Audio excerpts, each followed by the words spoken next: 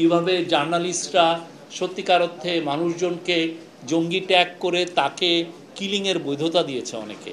যে জুলাই আগস্টেও অনেক সাংবাদিক আছেন যে ইভেন শেখ হাসিনা যে প্রেস কনফারেন্সে দেখেছেন তারা কিভাবে আমাদের যে প্রোটেস্টারদের এগেনস্টে তারা অ্যাকশন নিতে বলছে, তাদেরকে জঙ্গি হিসাবে ডিক্লেয়ার করছে, সন্ত্রাসী হিসাবে ডিক্লেয়ার করছে।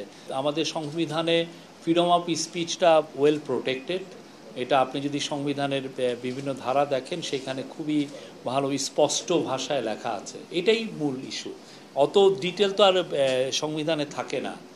আর সেটা কিন্তু তারপর দেখা যাচ্ছে যে ফ্রিডম অফ স্পিচ বলা হলেও আমাদের ইতিহাসের করুণ একটা অধ্যায় হচ্ছে যে বারবার এই ফ্রিডম অফ স্পিচটাকে খর্ব করা হয়েছে। আপনি জানেন শেখ মুজিব এটা করেছেন, পরবর্তীতে মিলিটারি গভর্নমেন্টগুলোর মধ্যেও এইটা টেন্ডেন্সি ছিল। আর আমরা গত 15 বছরে তো দেখেছি এটা একটা ভয়াবহ রূপ আমরা দেখেছি। তো সেই জায়গার থেকে আমাদের গভর্নমেন্টের ইচ্ছাটা হচ্ছে যে দেশে ফ্রিডম অফ স্পিচ যাতে ইনস্টিটিউশনালাইজড হোক। এবং আপনারা জানেন অনেকের ক্রিটিসিজম সত্ত্বেও আমরা কিন্তু কোনো মিডিয়াকে আমরা বন্ধ করি নাই, যদিও তাদের অনেকের বিরুদ্ধে অনেক রকমের বড় বড় অভিযোগ। তারা কি কি অভিযোগ আপনারা জানেন, আমি এটা নতুন করে রিপিট করতে চাই না।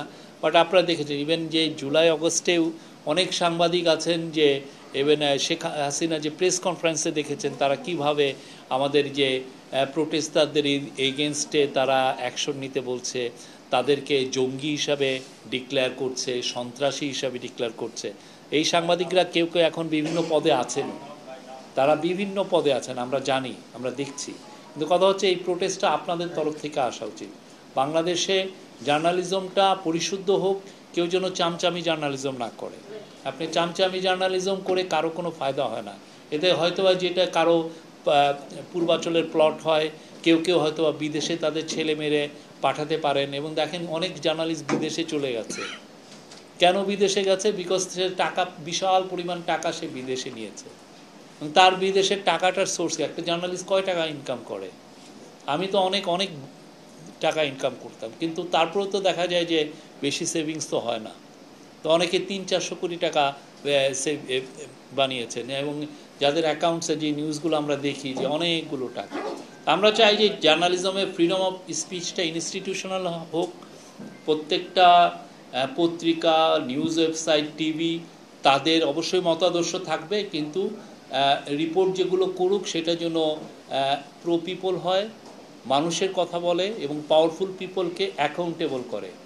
আপনার কাজটা কি? পাওয়ারফুল পিপলকে অ্যাকাউন্টেবল করা, মানুষকে সঠিক তথ্য দেওয়া, এইটা যেন হয়। কেউ যেন ডিসইনফরমেশন না ছড়ায় এবং চামচামি যেন না হয়।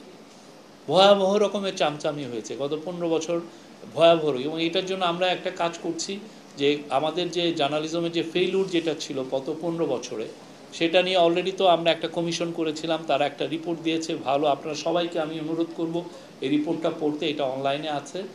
আর অ্যাট দ্য সেম টাইম আমরা যেটা করছি সেটা হলো ইউএনকে, আমরা ইউএনের যে অফিসকে আমরা একটা চিঠি দিচ্ছি, এটা আজকালকের মধ্যে যাবে।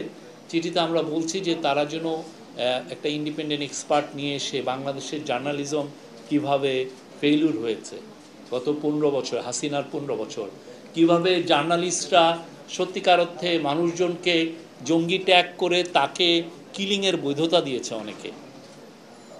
আছে না, এই কাজগুলো কারা করেছে? অনেক ক্ষেত্রে একটা লোক, ভালো লোক, বা আমি জানি তার এগেনস্টে কোনো অভিযোগ নাই, তাকে আপনি জঙ্গি ট্যাগ করে দিলেন। এটা মানে কি? তারে আপনি স্টেটের সিকিউরিটি এজেন্সিকে আপনি প্ররোচনা করছেন যে তার এগেনস্টে অ্যাকশন নিতে, তাকে মেরে ফেলতে। কাজগুলো তো হয়েছে। প্লাস হচ্ছে আমাদের জার্নালিজমের ফেলুর তো অনেকগুলো ছিল। আমাদের ডেমোক্রেসি চলে গেল, তিনটা ভয়াবহ রকমের রিগড ইলেকশন হলো, কিন্তু দেখেন কই আমাদের ওই সময় তো জার্নালিজমের ফেলুর হয়েছে। মাওলানা সাইদির মৃত্যুর ভার্ডিকের পরে আপনি দেখেন কি বড় একটা হত্যাযজ্ঞ হয়েছে, বা আপনি হেফাজতের ক্র্যাকডাউনের পরে কি ভয়াবহ ক্র্যাকডাউনে কি ভয়াবহ হত্যাযজ্ঞ হয়েছে। তো ওই সময় এই জার্নালিস্টদের রোলটা কি ছিল? এটা প্রত্যেকটা সোসাইটি, এটা বাংলাদেশটা, প্রত্যেকটা সোসাইটিতে এই সমস্ত ঘটনা ঘটলে জার্নালিস্টদের রোল কিন্তু সামনে আসে। কে ইয়ে করেন? আমেরিকার মধ্যে হচ্ছে, আমেরিকার যখন আমেরিকায় যারা যে সমস্ত সাংবাদিকরা আমেরিকাকে প্ররোচিত করে ইরাক ওয়ারে পাঠিয়েছে সেই 2003 সালে, তাদেরকে নিয়ে অনেক লেখালেখি হয়েছে। এটা ভাইবেন না যে শুধু বাংলাদেশে হচ্ছে। যারা যারা এই কাজ, অনেকে জব হারিয়েছেন। জুডিথ মিলার নামে একজন মহিলা, উনি জব হারিয়ে নিউ ইয়র্ক টাইমসে ছিলেন, শি লস্ট হার জব। এটা শুধু বাংলাদেশে হচ্ছে তা না, কারণ তারা একটা মানে ফেরি টেল বলেছে, রূপকথা বলেছে যে ইরাকে উইপেন্স অফ ম্যাস ডিস্ট্রাকশনে আছে, এবং এইটা উইপেন্স অফ ম্যাস ডিস্ট্রাকশন আছে বলে ইউএস গভর্নমেন্টকে পরিচিত করেছে ইরাকে আক্রমণে। কি হলো শেষে? 1 মিলিয়ন লোক মারা গেছে এবং উইপেন্স অফ ম্যাস ডিস্ট্রাকশন নাই। তো তাদের ফেইলুরটা তো তারা তাদের সোসাইটিতে এটা নিয়ে ডিবেট হয়েছে, আপনি পারলে গুগল করে দেখেন। তো বাংলাদেশেও তো এই জার্নালিজমের ফেইলুর হয়েছে। অনেকে ওই কথাটা এখন আনতেই চান না, অনেকে সুশীল সাজেন এখন। তারা তো সেই সময় এই ধরনের উৎপাদন এই কাজগুলো করেছেন। তো এই জিনিসগুলো আমরা, এই ফেইলুরগুলো আমরা জানতে চাই। এটা নিয়ে কোথায় কোথায় জার্নালিজমের ফেইলুর হয়েছে সেটা নিয়েও আমরা ইউএনের কাছে একটা চিঠি দিব। তারা ইন্ডিপেন্ডেন্ট এক্সপার্ট এনে এই পুরো 15 বছরে আমাদের যে এই জার্নালিজমটা কীরকম হয়েছে সেটা একটা আমরা চাবো যে তারা একটু এটা নিয়ে রিভিউ করতে।